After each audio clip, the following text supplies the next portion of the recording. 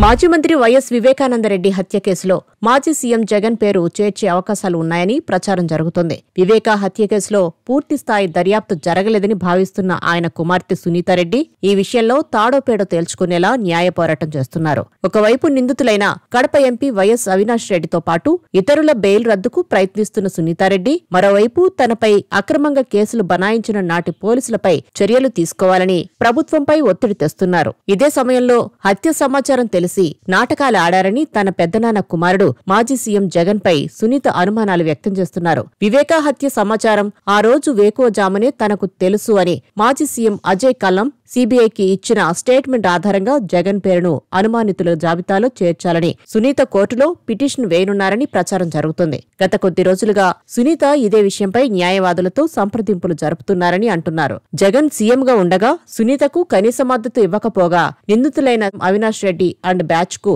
సంపూర్ణ సహకారం ఇవ్వడంపైన సునీత అనేక సందేహాలు వ్యక్తం చేస్తున్నారు. హత్య విషయం జగన్ కు ఎప్పుడు తెలిసింది? చంపేశారని తెలిసి కూడా సాక్షి టీవీలో గుండెపోటు అని కట్టుకథ ఎందుకు ప్రసారం చేశారన్న అనుమానాలను నివృత్తి చేసుకోవాలని సునీత భావిస్తున్నారట. దీంతో ఆమె తదుపరి చర్యలు ఎలా ఉండబోతున్నాయనేది ఉత్కంఠ రేపుతోంది.